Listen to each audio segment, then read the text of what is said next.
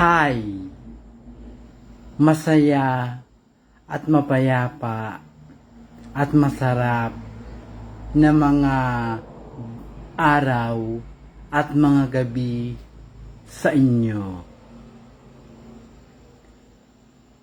Ang tatalakayin ko ngayon ay ang same-sex marriage sa daigdig.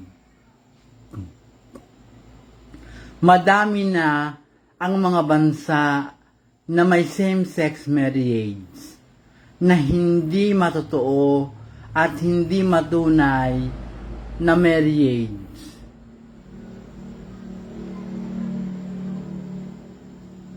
At dahil dito, napakamasama na ang daigdig natin. Ang lalaki ba ay dapat ikasal sa kapwa lalaki? Hindi.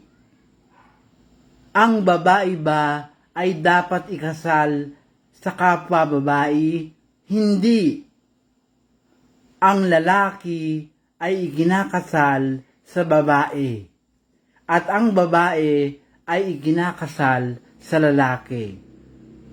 At ang lalaki ay hindi ikinakasal sa kapwa lalaki at ang babae ay hindi ikinakasal sa kapwa babae. Ngayon, ano ang mangyayari sa mga bansa na may same-sex marriage?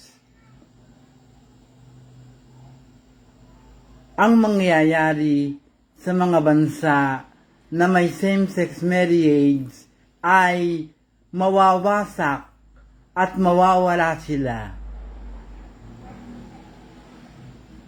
At dapat wasakin at dapat walain sila.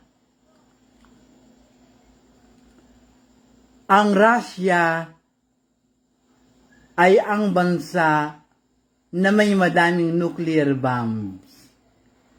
At ang Russia ay ayaw ng same-sex marriage. Kaya wala silang same-sex marriage. Kaya ang lahat ng mga bansa na walang same-sex marriage ay dapat magsama-sama at wasakin nila at walain nila ang mga bansa na may same-sex marriage. Ang United States of America ay may same-sex marriage. At ang Canada, at ang United Kingdom, at ang Australia, at ang New Zealand, at ang Germany, at madami pang iba. At ang Israel ay nagre-recognize ng same-sex marriage kahit na hindi sila nagpe-perform ng same-sex marriage.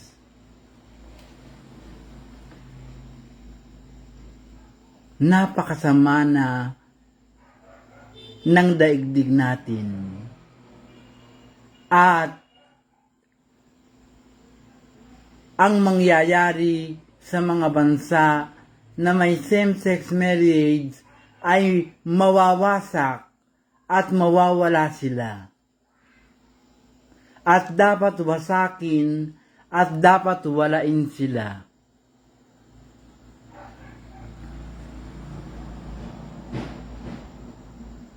Ngayon, ang gusto kong talakayin ay ang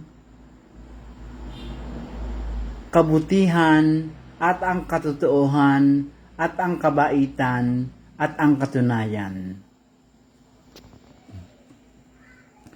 Ang kabutihan at ang kabaitan, ang kabutihan at ang katotoohan at ang kabaitan at ang katunayan ay walang simula at wakas.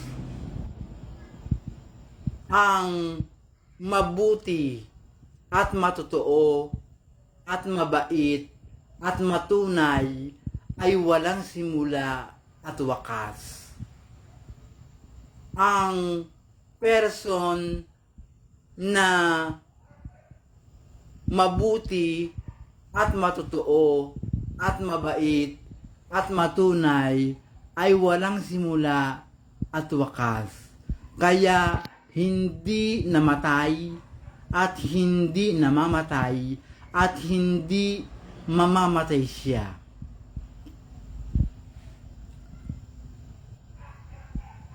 Gusto mo ba na hindi mamatay ka? Kung gusto mo na hindi mamatay ka, magbuti at magtoo at magtotoo at magbait at magtunay ka para hindi mamatay ka. Dahil ang mga person na mga mabuti at mga matotoo at mga mabait at mga matunay ay walang simula at wakas, kaya hindi namatay at hindi namamatay at hindi mamamatay sila.